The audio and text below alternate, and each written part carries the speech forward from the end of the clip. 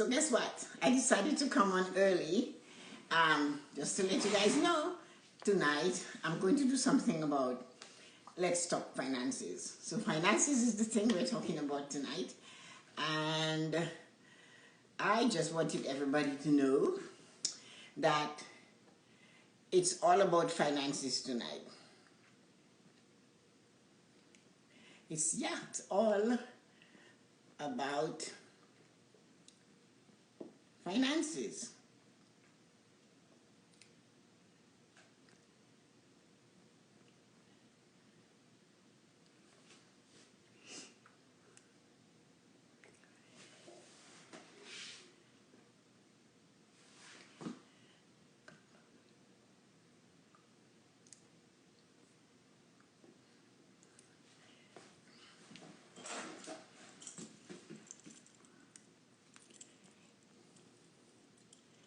Here is my question to you tonight.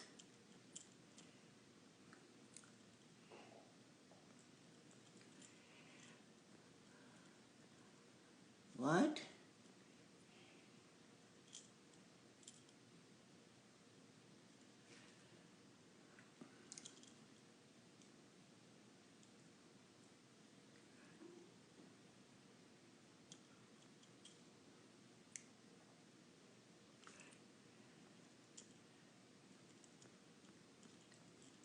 What do you do?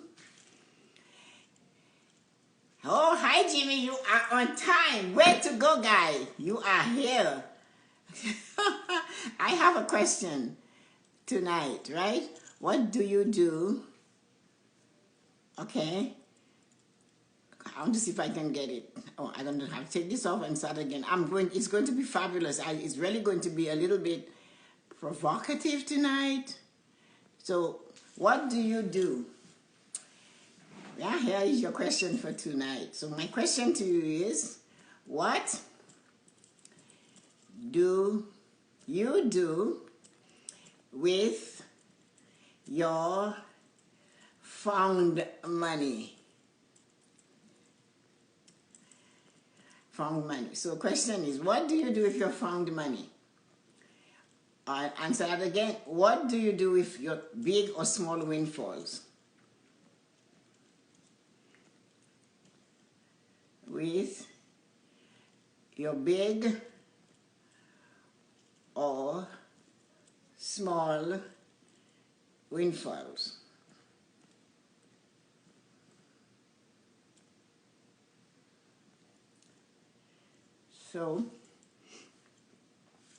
So what do you do with that? Your big or your small windfalls? So there's the question. What do you do? Hi. So there you go. Here are the questions I have. What do you do with your found money? What do you do with your big or your small windfalls? Any windfall, any money you get, what do you do with it? Let me know. So tonight, that's what we're talking about. What do you do with your money? So, what do you do with your lottery winnings?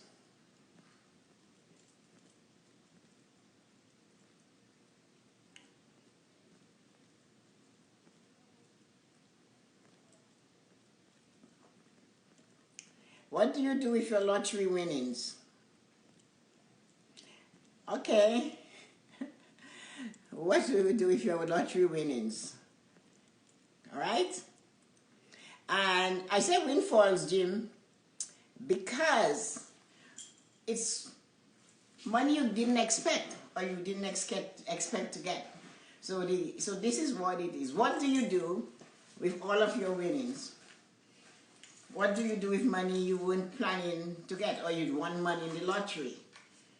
So what did you do with your money? So any money that you didn't work for as a salary, what do you do with it? That's the question tonight. So what do you do with your big or small windfalls? What do you do with money that, they call found money? You had it in your wallet and you suddenly found it. Well, you gave it back. If it was on this, you found it and you knew who it belonged to. Not in that fond way. But maybe you had it in your coat pocket, or you forgot you had a wallet with money in there and you suddenly found it. What do you do with it? It was a blessing. I get that if you know who it belongs to, but it's not finding on the street. It's finding money in a way that it's already yours and you have it, or you won it in a lottery, or your parents gave you a gift, or your mom gave you a gift, or your aunt gave you a birthday present. What do you do with that? So that's the question tonight. So let us see what we can do with this, because I wanted you guys to think about it a little bit better.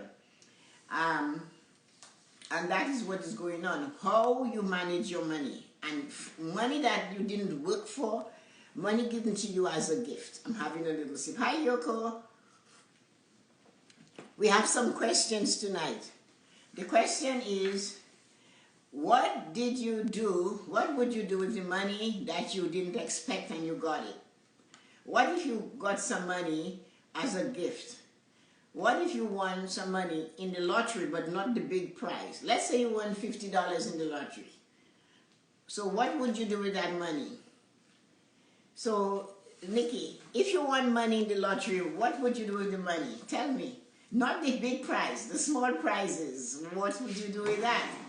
So that's the question tonight. If you have money, you got money you weren't expecting, somebody gave you a gift, you found the money in your pocket from a long time ago, somebody died and left you an inheritance, not big, but a few $100s. What you would do if when you win $2 at the lottery, $2. Think about it, and I'm going to talk to you about it. I want you to interact tonight with me. Tell me what you think. So let's talk finances. Let's talk what we do with the money that is not big, but is money. Let's do that. So here you are, and you just won some money on your lottery ticket, right? And you receive a refund from the income tax department. You got a refund. Everybody looks for a refund. And yes, you got a refund. What do you do with that money? The money that the government sent you back. What did you do with that refund from your taxes? Or you were sent a gift of cash, or you, as I said, or you had money and you had an old coat, and just before you were going to give it to the Goodwill, you put your hand in your pocket and there was a $20 bill, or there was a 10, there was a 5, there were some toonies. What do you do with that money? That's the question tonight. Think about it. And if you have never done anything, or haven't won anything, or haven't received a gift of anything, what would you do if you suddenly found some money in your pocket, or in an old wallet, or you went traveling to the US in 2019, and you came back and you had $50 US, but you just found it this morning? What are you going to do with that money? What are you going to do with that $2 you just won? I have something to tell you about that money. And another question, that's a big one, so listen intently to this question. Do you purposely go around your house dropping coins all over your floor? Well, we don't have pennies in Canada anymore, but do you actually drop a nickel, a dime, or a quarter around your house? You don't. But how many of you have realized there's money? Sometimes you see a nickel on the floor, you see a dime on the floor, you would see pennies before.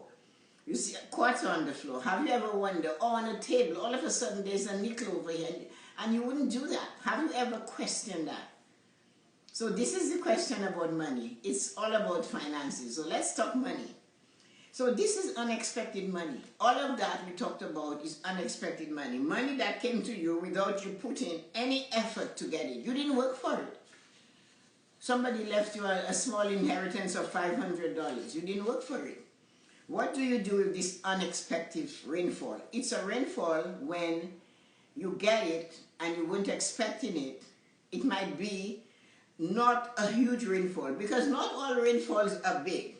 But listen to me carefully, and I want you to think. It's something for you to put mull in your head. I want you to go away with something from there. I'm going to teach you something about money tonight. Hi, Rosie. I'm so glad you're here, because I know you'll enjoy this. Nikki, Yoko, and Jimmy, you guys are going to love this. So, I'm talking about money you found on the road. No, it doesn't belong to anybody. A small lottery winning of $2. A money gift from your mother, your father, your brother, somebody. A money gift from a friend. Something that you turn around and you found in your wallet, Susie. That $20 you didn't know you found in the old wallet, in your old coat, in the cupboard, way at the back. Or you want some money in the lottery, a little bit of money. What are you going to do with that money? What do you do with it? So I have an answer, but I need to take you on this journey of that type of money. And this is what happened. So I am not talking about you winning the big lottery, the rainfall, because you know what that's like. But not all rainfalls are big, right? Not all winnings are $400 million. So there are small falls, small rainfalls. And these rainfalls are actually more important to the farmer than a heavy rain shower. Think of it from that. You get a heavy rain shower and it washes all the soil away and the farmer cannot plant. It covers all his thing, high alley, and the farmer cannot plant. It ruins all his crop. But that small sprinkling of rain that comes is really good for the crops. It keeps them healthy, it stays in the soil. It does not wash the topsoil away. I know that because on the plantation there would be deep holes like this. And that means when the rain is heavy and the soil is eroding, the topsoil will go into this big gutter, and after the shower they could take it back up and put it on back onto in the fields, right? So they need that. But the big shower washes it out, but the small shower soaks it into the ground and gets the ground ready for planting. So the big windfall of money, that's not what we're talking about. What do you do with your $2 lottery ticket? What do you do?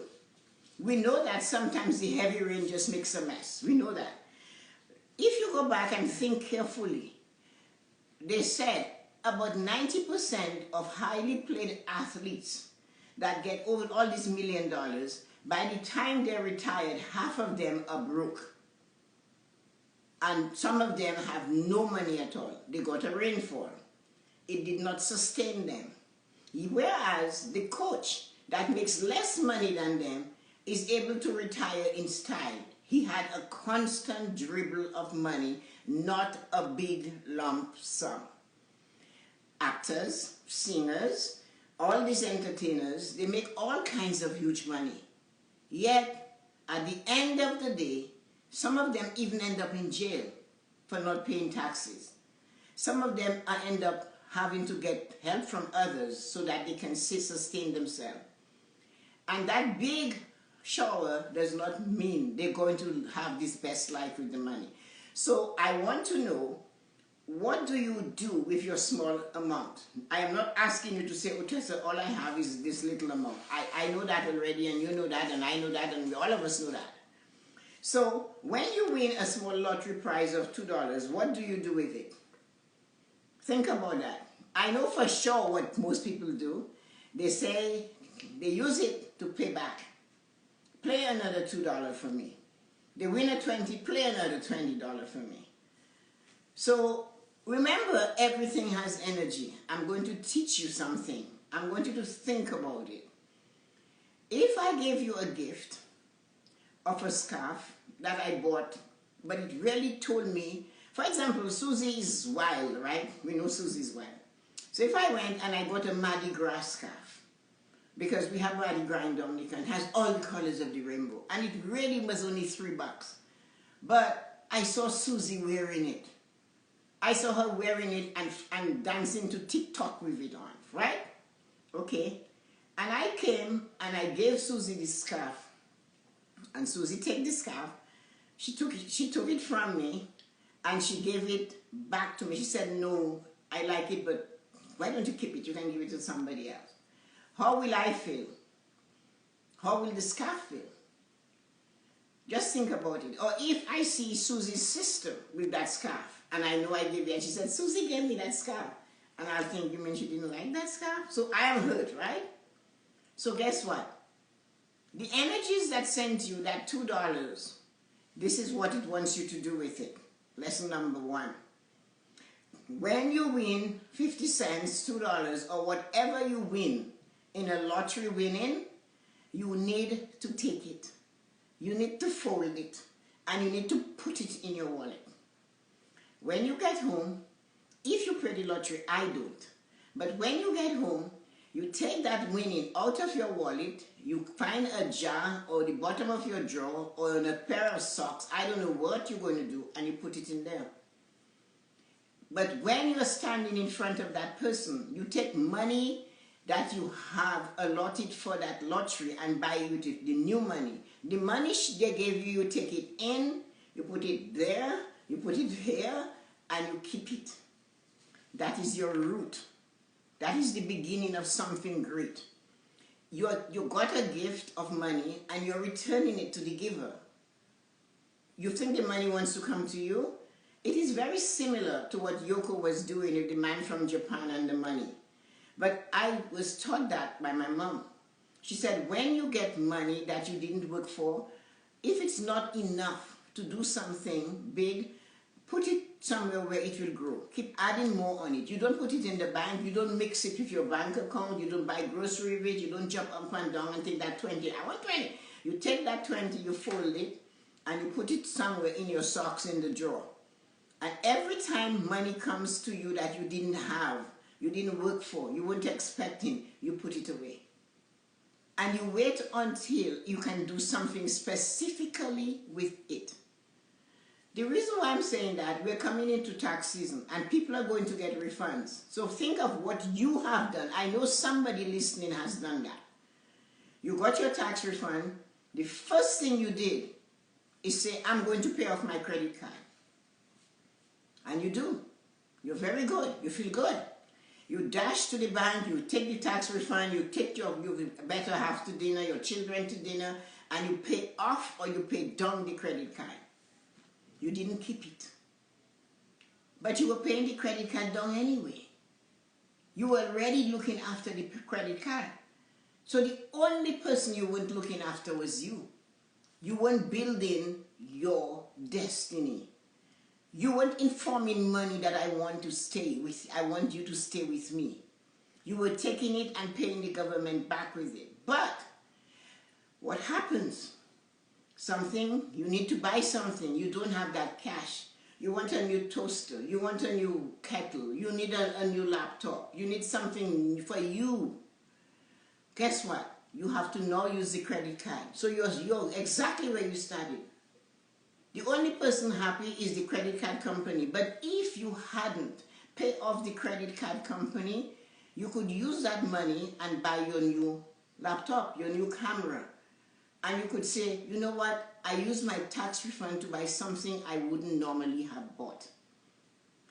The same thing you do with it. I have a set of pots and pans that I saved the money from. When I was at work, I couldn't say no. And everybody, they were all having a group of tickets, and every time we won, I took it and I just threw it there. And this set of pot and pan was like $2,000, and I had it saved over the time, just sitting in a jar in my bedroom. And then it got on sale, so I went and I used it and I bought it. And that is maybe 15 years ago, and this thing is marvelous. But when I see these pot and pans, I remember where the money came from. So you have to pay yourself first. If you want to make money, if you want money to come to you, you must keep the small amount. Money only goes where money is kept. If you are constantly getting it and giving it away, getting it and giving it away, that is people. That is why the rich get richer. That's why the rich keep making money. Because they don't give their money away. They don't take what they get and go throw it and buy a nice dress. They pack it. So more can come. Birds of a feather flock together. Right? Money attracts money. So if you treat it and you respect it and say, okay, it's $2 today, $2 next week, you buy the lottery all the time, all of a sudden you have $20. So your child wants a special book or a special trip or something for school. Here comes the $20. So what I'm trying to say is that do not use it right away and purchase another ticket. Don't do that. I was told by a wise woman, that's my mother, that you must take that winning, place it in your pocket, wallet or purse, your pocketbook. You should put it aside and let it accumulate, then purchase something you want, but you would not use everyday cash to purchase it. So you know, we have wants, we have desires, and we have needs, right? So we all have, hi Donato, we all have these things we want in our life, but it's not a need. But if you use your lottery winning or your birthday money and you accumulate it, and all of a sudden that need, that thing you would really like to have that is not a need but a want, oh, my phone is broken and I can buy a new phone, I can put this towards the computer. That is the point. So found money or money that you didn't sweat for, you didn't work for, that's what you have to do with it. Put it aside and use it for one particular thing. Don't just put it away and use it and say, oh, I got my tax refund, I'm going to pay my credit card. No, you can't pay the credit card. But what will happen? As soon as you need something, the credit card is available. Whereas if you had saved that money aside, continue paying off the credit card. When something is needed, you're not going to increase your debt anymore. You have the money aside to pay for that. And eventually, the credit card will be paid off in free. I have for tomorrow night what to show you guys how to truly pay a credit card, get it done, and still have money. That is something all the big-time gurus don't teach you. They all tell you, if you have debt, don't save. But Ramsey just got himself in a lot of trouble by preaching that, because with COVID, people got angry at him. I know how to save and pay down debt at the same time. The debt must die and the saving must grow. So you're going to have one going up while the other one going down. That's the point. So take the money you win, the money you got as a gift, the money you got as a refund, and pack it. Hide it in your house. I don't care where you do it. Treat money like a guest. You would give them a proper place to sit, feed, and some of the nicest things you would put around them. Some people put their money on their altar. Some people put their money where they sit and pray, where they sit and meditate, because they're giving the money a place of worship so that the money understands you are favored. It's not going to come to you if you don't respect it. So treat it like it's dainty, especially when you did not sweat for it. When the supervisor did not scream at you to get that money. Treat it nicely. Don't give it away. Don't take the money the lottery person gives you in your hand, whether it's $2, and pay and give them back to buy a ticket. Take it. Bring it home. Set it aside. Gather it. Like this small shower. Keep adding more on top of it until it fills up, and buy something special for you. Now, the guests that you just would favor, you treat nicely, will always come back. If you have somebody you invited to dinner and you give them a nice dinner, they had a nice conversation, nice food to drink, you serve nice dishes, they want to come back. The next time you say you're having a party, they'll be there at 4 o'clock sitting in the driveway waiting for the time to come in. That's what money does. When you treat money with respect and you treat money, you favor it, it will come to you. It will always come. Money follows money. The rich get richer because the money knows they give it a high esteem. Money is not evil. You can take money and you can pay it for a window for the church. And your family, your mother, your father's name can go there in honor of their memory. So money has value no matter what you do. But you don't have, the little one is more important. The old saying is, take care of the nickels and the dimes will take care of themselves.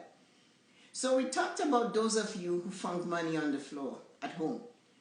They have a saying, and I believe it's true, that the angels drop small coins around your house to see if you will pick it up, take it off the floor, and put it up somewhere.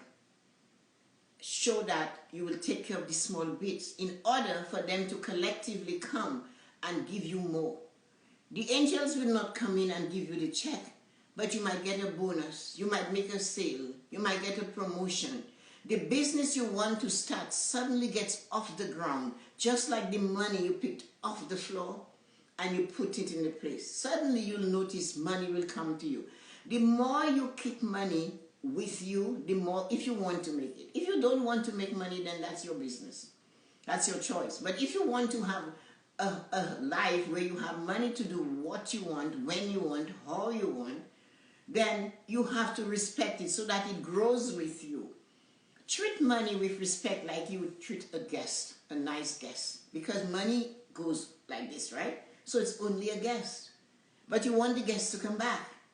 So the money doesn't have to stay with you. But if you don't treat it properly, it will go. It won't come back. But if it knows, when I come here, she respects me, she values me, she takes care of me, I'm going to keep coming. And you're going to have what you want. So, you know, she said, what you do with your expected money, do not throw it amongst your regular spending. Treat it as a favor, since it is a favor that is brought to you by coming to you unexpectedly. So treat your money like a special favor. You didn't expect it, you got it, take care of it. Think about what you do with your unexpected rainfall of money. Try putting away until you can use it, she said, for something better. Try it, she told me, try it for a year. Try it for 6 months. You take it. I know some of you are questioning where Tessa-Marie comes up with those things. But I don't deal with money for fun. And that is not what I deal with money for. Not for fun. I know the value of it. I know what it can do. I know how it can make you feel. I have seen people that I took and I started with, they had no money. The guy in my book, Controlling the Debt Monster, the entrepreneur in my book, when I met him, he was paying interest rate on a 20% on a car he bought in a lot. And he told me, I cannot really explain the thing, how he said it. I can tell you, he went to the bank. He's a black guy. And he said hello to the teller after he was all set up.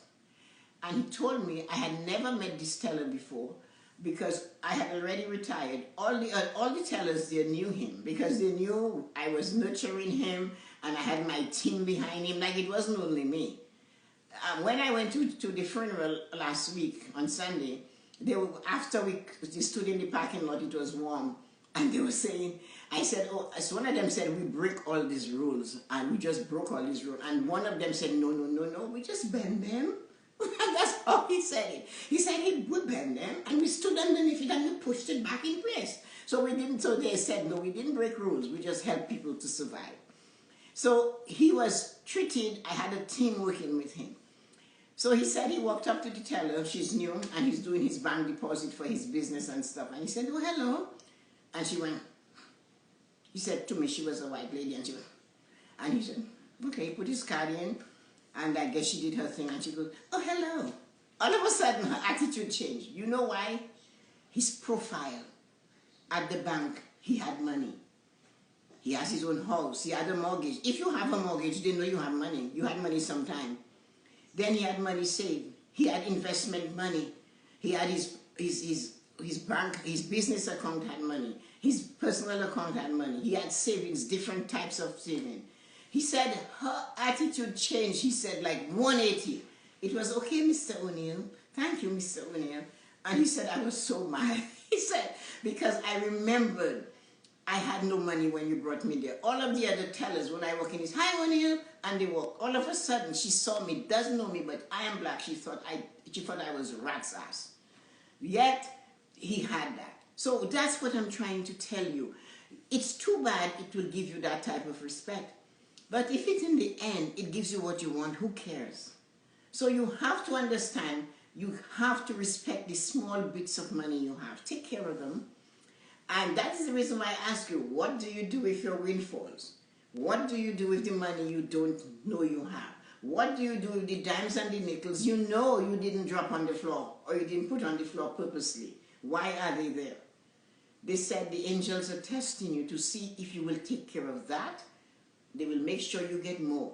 So if you are now starting your own business and you want to make money, look around your house. Look in your purse. If you have bills, like money, actual money, a $5 bill, 10, 20, put them together. Don't put them amongst the receipt. Don't crush them. Put them in your wallet and make sure you can read them. Don't be like the people who are in the man in the supermarket. Have you seen a man when he's in the supermarket? He can't find his wallet. He doesn't know where it is. And then the woman now that is not taking care of her money, she look all frazzled in the bag. She's digging in the bag for the money. She doesn't know where it is. It is not, that is stressful. Just looking at them, I feel as if I'm being stressed. It's like I'm the one doing it. So this is why tonight I took the time to talk to you about how do you manage the money you didn't work for.